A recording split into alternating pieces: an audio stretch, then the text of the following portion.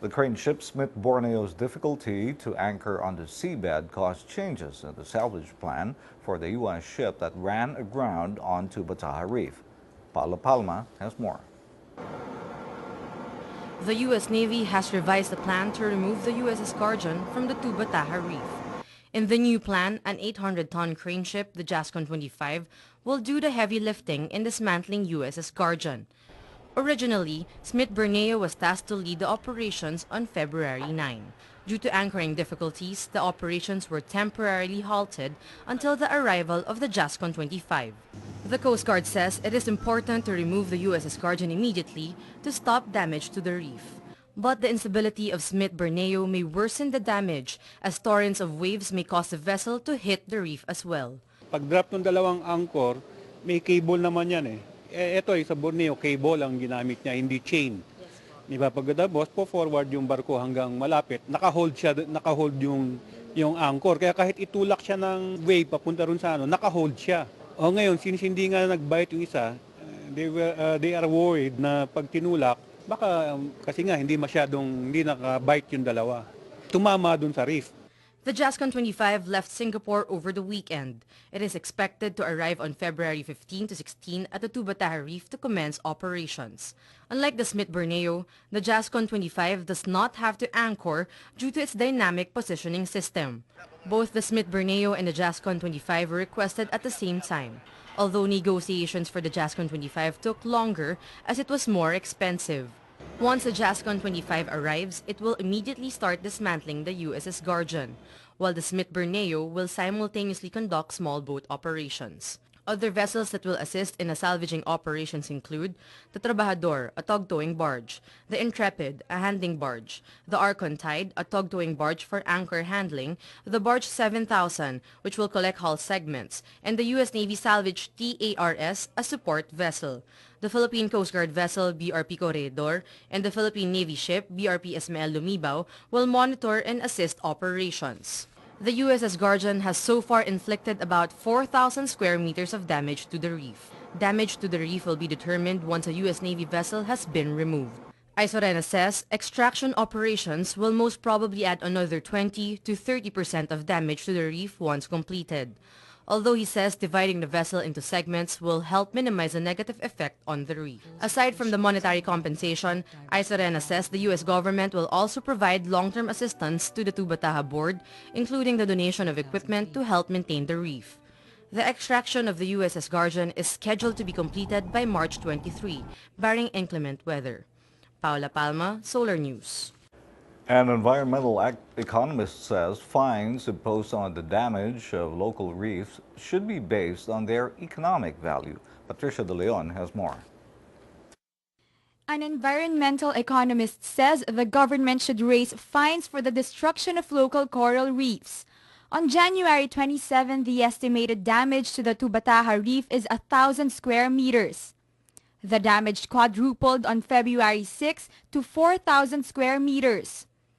Rina Rosales says the government should base its fine on the economic value of the reefs. In 2006, we made recommendations on there should be automatic increases because we're talking about prices here, we're talking about monetary values, and so they should be based on the actual value of money.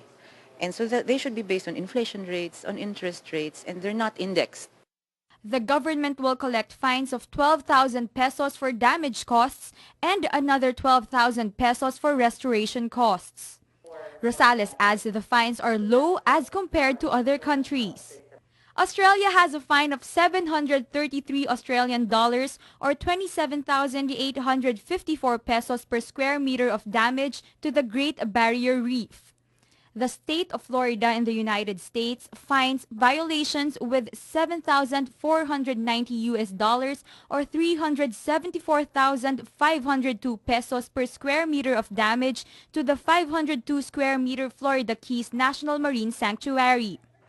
Rosales says this is why the government must revise fines for the destruction of local reefs. At the minimum, we should inflate those figures of 12,000. So you work backwards. You look at 2006 and then you look at the interest rates or the inflation rates that have happened since then, and then you inflate that 12,000 figure. We need to work on policy and work with the judicial system, work with lawyers and Congress, and see how we can improve this environment of imposing fines for violators. Patricia De Leon, Solar News. It's 7:37. More news when the Solar Daybreak returns. You're watching the Solar News Channel.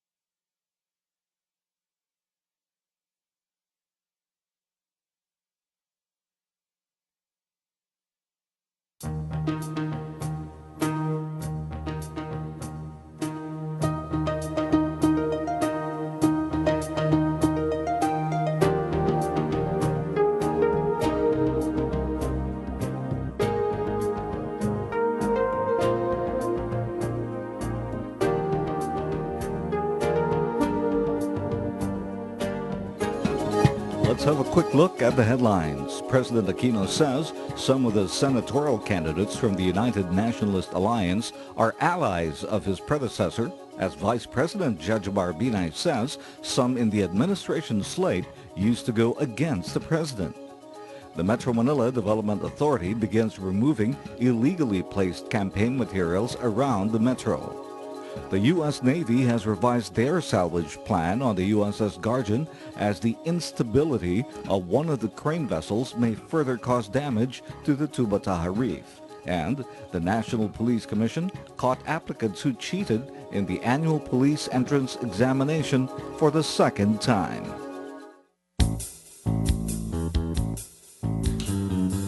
With the northeast monsoon still prevailing over eastern Luzon and the Visayas, let's check on the weather in cities across the nation from Pat Fernandez. She's at the Solar Weather Center. Hi again, Pat.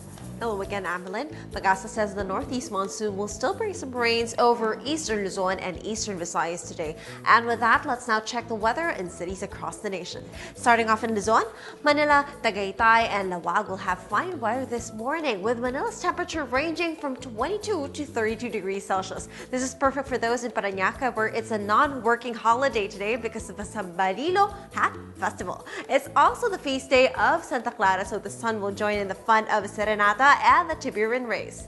Tuguegarao and Puerto Princesa, including Legazpi, on the other hand, will experience passing light rains today, and once the sun is out, it can get as cold as 18 degrees Celsius in Tuguegarao. And Puerto Princesa and Legazpi will experience some thunderstorms today, with light rains brought by partly cloudy skies, and Calapan will experience some showers. Moving on in Visayas, Cebu, Iloilo, Tagbilaran, and Dumaguete, including Tacloban, will have cloudy skies with rain showers and thunderstorms, while Borongan will only experience some showers. And down south, Zamboanga, Davao, Cagayan de Oro, and General Santos will be partly cloudy to at times cloudy with isolated rain showers and thunderstorms. So for those of you who will join the local media familiarization tour in Cagayan de Oro until the 19th, you have to bring your umbrellas just to be sure. And in Butuan and Cotabato, expect some drizzles throughout the day. And that's the latest on the weather this morning. Back to you, Amalyn and Jing. Thanks, Pat. Meanwhile, 5 Batangas policemen are now under restrictive custody over the death of an alleged henchman of Vic Siman, who was killed in the Atimonan shooting incident. Miguel Ortilla has details. 5 members of Batangas PNP are now facing possible murder charges in connection with the death of Fernando Morales alias Pandoy, an alleged henchman of Vic Siman who was himself killed in the Atimonan checkpoint. Alias Pandoy was killed last January 14 in his home in San Juan, Batangas during an alleged arrest operation. Pandoy had a standing warrant of arrest then for illegal possession of firearms. But the Criminal Investigation and Detection Group's 300-page fact-finding report showed Pandoy Morales was forcibly taken out of his home in the wee hours of the morning. He did not resist arrest, but he sustained 6 gunshot wounds from the arresting officers. Si Pandoy ay kinuha doon sa kwarto at he was dragged downstairs towards the kitchen. So, yun ang isa sa mga kino-consider namin ano, no? Then from the witnesses and of course yung in the service of the warrant of arrest that definitely yung oras naman ng 1:30 in the morning we can implement or serve the warrant of arrest any time of the day and night, but yung mga series of events din of course yung unang-una madilim at patay ang mga ilaw. For now, police are still withholding the names of the respondents, but gave the assurance that they are all under restrictive custody already. Police say that the suspects will also be charged with violation of the election gun ban, as ballistic examinations showed that members of the arresting team used their personal firearms. Batangas Provincial Police Chief Senior Superintendent Rosauro Asio was earlier relieved after the incident, although he was later reinstated after the PNP was able to show that he made an attempt to stop what turned out to be a bloody arrest operation. Para hindi makaiwas siya sa kaso, in case hindi na siya pumunta sa lugar. Kasi pag pumunta siya sa lugar, maaaring kasama siya ngayon sa criminal case. But he will be charged administratively. The PNP says the fact-finding investigation on Pandoy Morales' death was only meant to find out if it was a rub-out, and not to find out if his death is in any way connected to the Atimonan shootout. This is independent and this is separate from the Atimonan Quezon incident. Pandoy's family is also expected to file their own murder charges before the NBI this week. Miguel Ortilla, Solar News.